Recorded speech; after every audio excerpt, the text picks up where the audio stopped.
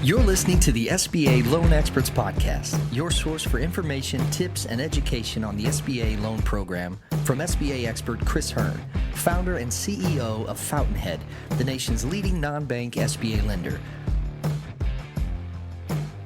Here's your host, Chris Hurn. So, given that there's 14 other companies with this capability, what's your competitive advantage? Why would somebody work with you versus somebody else that might be out there, multi-funding or one of the other guys that are out there? Sure. Well, multi-funding is an online broker, so that's one thing. We're a direct lender. Okay. We mostly compete against banks and credit unions. We very rarely come up against our other SBLC brethren. But I like to basically simplify it, Jim, into 5 S's. And the first one being speed, the second one being service, third one being specialization, the fourth being sincerity, and the fifth being soul. And what I mean by all that is we operate much faster than the folks that we compete against, which is obviously a huge differentiator that any small business owner understands. Right. Service, this is oftentimes one of the largest transactions in a small business owner's life. So it takes an extra level of superior customer service, which is not something that a lot of people in the financial services industries are well known for. Specialization, all we do is SBA loans, 7A and 504. Those are the 2 marquee programs that SBA provides. We're not looking to try and move people's bank accounts to us or provide them lines of credit or finance their auto loan or all these other things that a lot of our brethren do in other institutions. Sincerity, I already sort of mentioned that, which is we're extremely passionate about what we do. We feel like we have this higher calling to try and help grow prosperity by financing entrepreneurs all over the U.S. And the last piece is soul. And I think that's one of the things that we've sort of come to in the last 6 months or so, which is this is just kind of in our bones. We love what we do. A lot of my team are also entrepreneurs, including myself separately away from the business. And it's just a lot of fun to do this. And I think people clearly see that we're super passionate about what we do and we do it better than anybody else. So there's their 5 S's.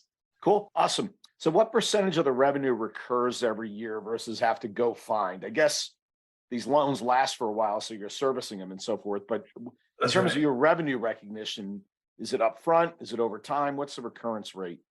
Yeah, it's generally speaking, I would say it's under 15% of our total gross revenue is going to be recurring. And that's exactly what you said, which comes from servicing. We service all of our loans, obviously. Yeah. Got it. So you're hunting constantly to find new clients to work with. Yes, we are. Yes, Okay. we are. All the Got time, it. every day. So and maybe it's related to this, but every business has a point of constraint, sort of the one thing that if I could change, it would dramatically improve the performance and capability of the business. Think of a kink in the hose, right? So what's the kink in the hose in your business? What's the point of constraint that if you could change with a magic wand, what would that be? Well, I think we do a really good job of marketing. I mean, and many people would probably say that we've been pretty groundbreaking in our industry, our little niche industry in terms of our marketing. But like any marketer, I think we could do it more and even better to reach even more small businesses that need financing. So I guess that would be the kink. We certainly got our name out there a lot during the pandemic. We were the 6th most active PPP lender, for instance. So a lot more folks in the small business community know who we are, but you can never have enough name recognition out there and obviously try to get more business. Sure. So you went from sort of the PPP and sort of government grant model, and now you're trying to shift them back over to a lend model, which is interesting. Yeah, I mean, business capital is always needed in good economic times or bad. We completely pivoted our business at the start of PPP and have pivoted it back about halfway through PPP. And obviously now we're fully back doing what we've always done, with the exception I've got a small team that are continuing to process guarantee purchases on the PPP side of things. Got it. That's going to take a little bit longer. Interesting. So how many hours a week do you work nowadays? Hours a week? I'm probably down to, I don't know, 55-ish, something like that. During PPP, it was over 100 hours. So I'm trying to take it a little easier than I used to. But yeah, that's probably what it looks like.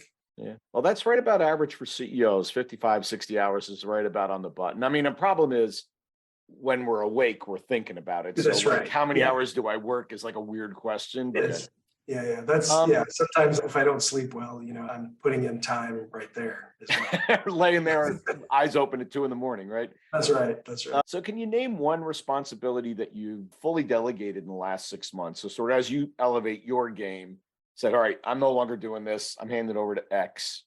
Can you give me an example or two of that?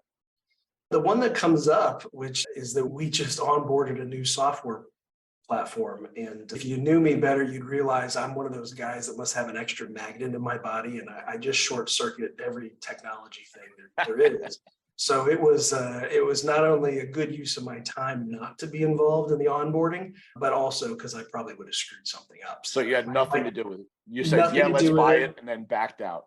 That's right. I helped the decision making, and I backed out completely. And eventually they're going to have to show me how to do all this. But no, I left it completely to the team, and I think they're happy about that. That's cool. I remember one time I had a computer problem.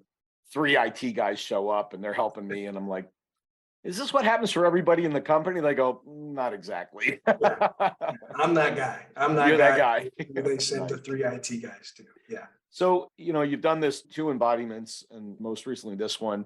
What are maybe 1 or 2 things that represent your philosophy as a CEO, if they will, the Chris-isms that you use when you're right, when you're running your business? What are they?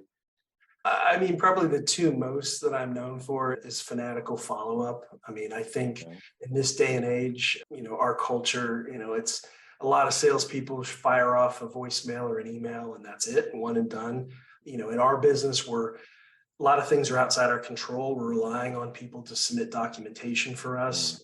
Obviously it's not always the very top of the priority list. Most entrepreneurs, as you know, are sort of their hair's on fire, putting out fires. And we have to make sure that we're right at the beginning of the line to try and get them the financing that they need to help them realize their dreams. So we have to constantly follow up. We have to, sort of drive the train, as I like to say. So that's one. And everybody who works for us knows that is the mantra. I mean, right down to, on Fridays, we always talk about people owe us documents. Let's make sure we reach out to them by phone, by text, by email in that order. And let's remind them that they could use the weekend wisely to get us some of the documents they need. So that would be the first one. And I think the second one is something I've just grown into over time. I'm sure you can appreciate this, Jim, which is I think to be a great leader, you have to be very authentic.